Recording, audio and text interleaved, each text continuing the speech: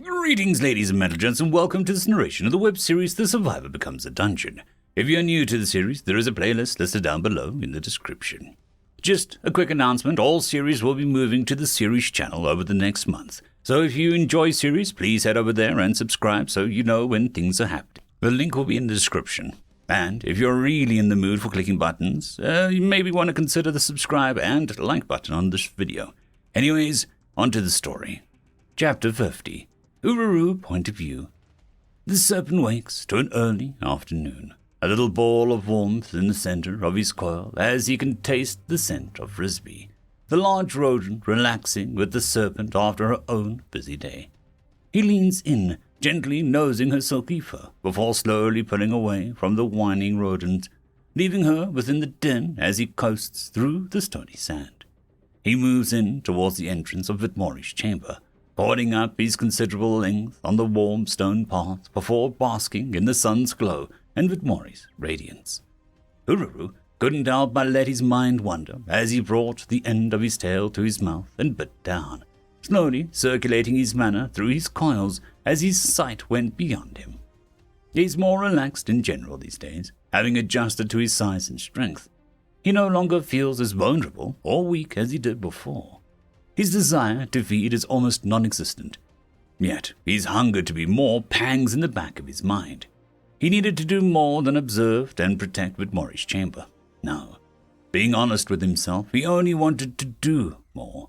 But that desire gnawed at him even more. Before he knew it, he realized his physical body had moved to stare completely down at the cave entrance, which led to the other dungeon.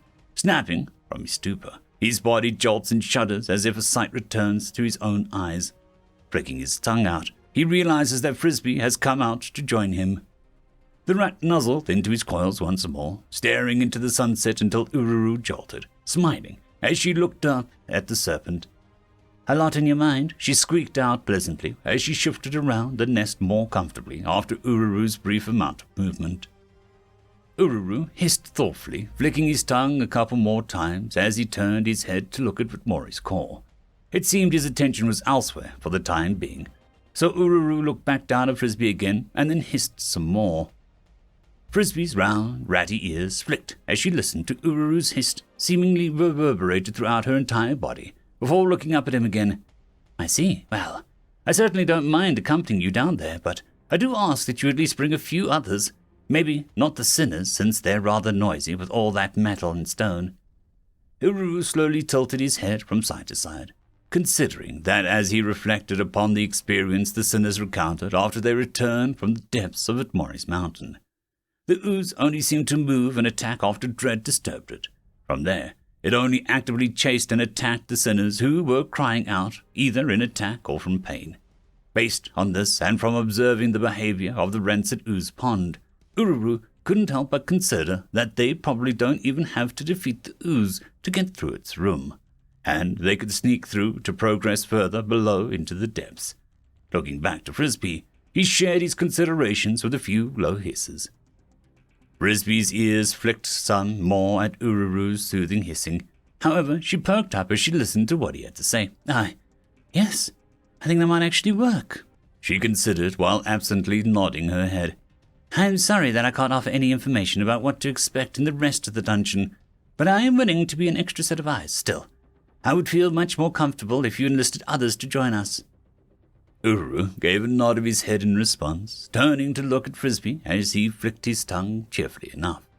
He uncoils his considerable body, Frisbee crawling around carefully to rest and sit upon his back as Ururu begins his descent down the mountain. Isekai Point of View. "Are you serious? The shepherd really said that?" he asked, positively bewildered yet intrigued as he turned to look at Sylvia, the dwarven woman jabbing a knuckle into his side, which caused him to jolt and resume his previous position as he looked straight ahead while staying still. "Yes, he did," she responded simply enough as she went back to taking Isak's measurements. "It's only a matter of time until Whitmore has the ones that tried to buy us in custody. I do wonder what he intends to do with them. And it's not like the law of the theocracy, or any laws at that, are applicable here." She wondered aloud as she dragged a log stool around Isak's side, lopping onto it as she measured his shoulders and the range of movement of his arms. Isak hummed thoughtfully as the dwarven woman moved his limbs however she needed to. I personally wouldn't mind seeing them hanging from a rope if it were up to me, that is, he considered, his brow furrowing at the thought of people who could just buy other people like a piece of bread. He shook his head at the idea, which earned him another knuckle jab to his side as he winced and stood still again. Sylvia huffed as she went back to taking measurements, getting off a stool after measuring Isak's chest and measuring his waist now. I get what you mean, but who knows what nefarious things they could have done with us. To Og and the other children, it makes my blood boil hot at the thought, as well as what probably already has happened to any others that were already taken. I don't dare hope that justice could be served for everyone involved, but I'd probably be satisfied if those that orchestrated this got what was coming to them. She confided as she finally stepped away, committing Isaac's measurements to memory.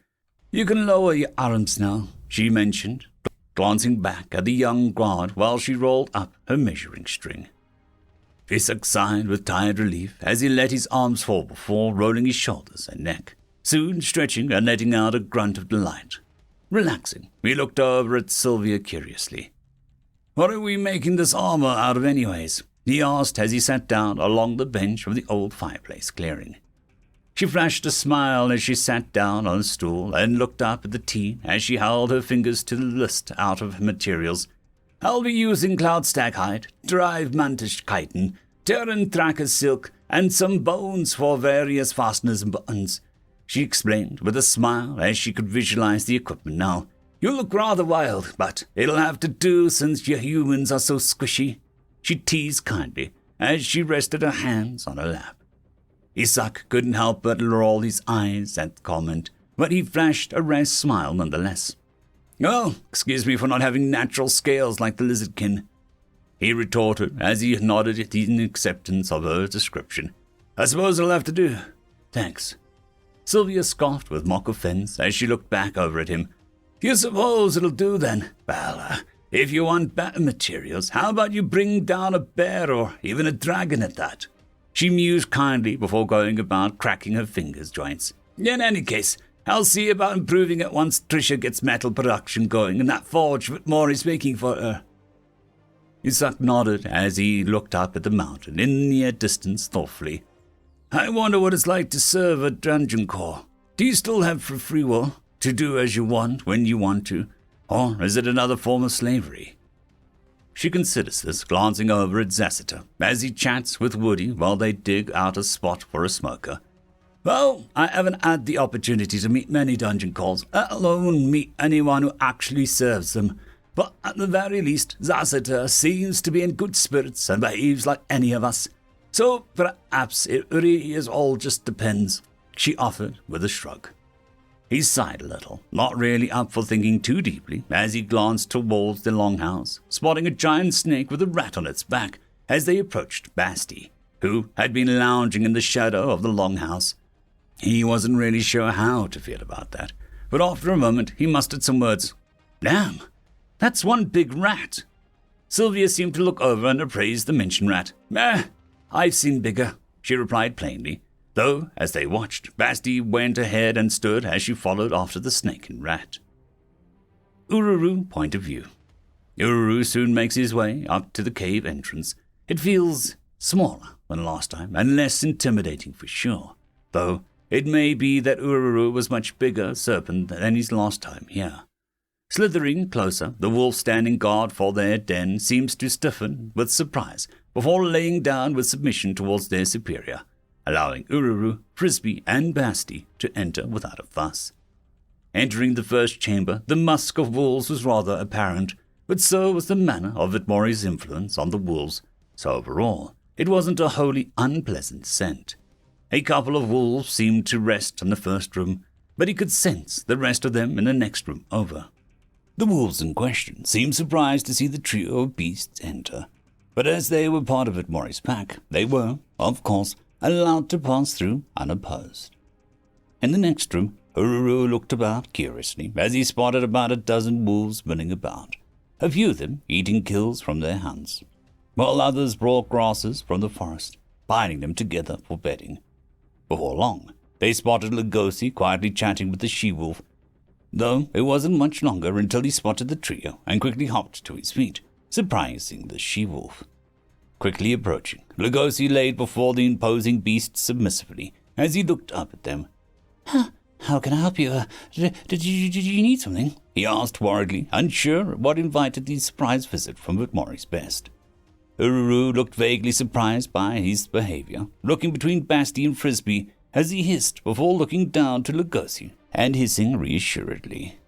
That's right, you're one of us. There's no need to act like that for anyone else save for Whitmore himself, Frisbee mentioned cheerfully as she hopped off of Ururu, coming over to pat Lugosi's side to reassure him.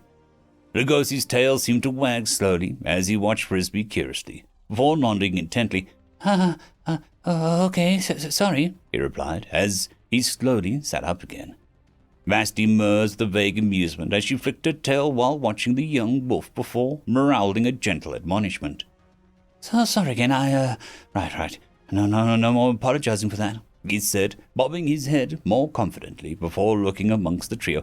Regardless, how can I help you? Did you need anything at all? He asked again, a little more collected as he got used to their presence.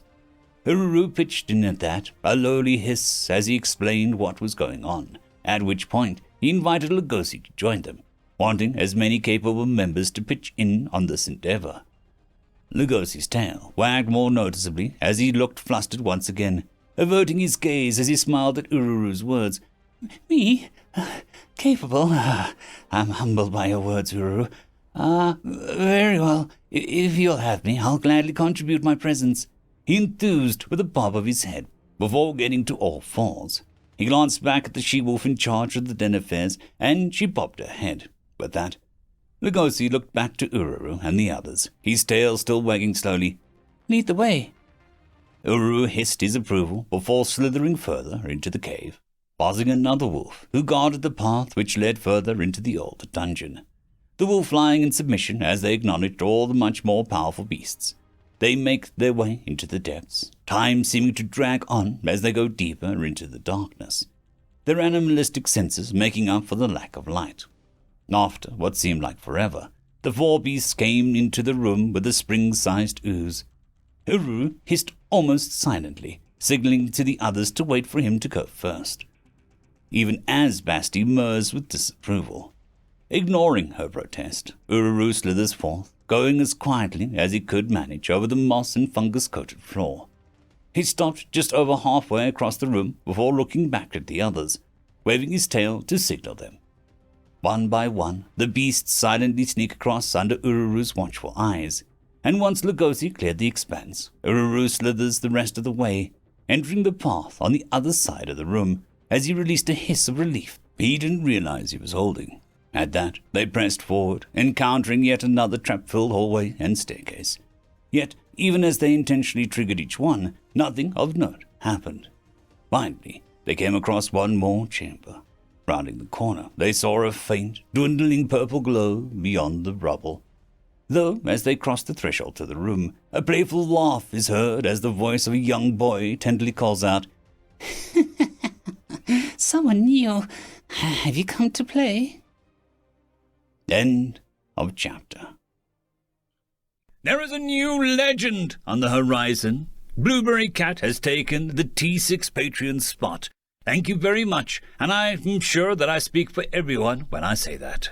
I would just like to thank our T5 members, Lord Azrekahl, AmbroseKTal, Quantem Wensday, Dragzoon W.R.E, Blueberry Cat, Cam Maxwell, Casper Arnholtz, Bushmaster 177, and Leslie 517. Thank you very much.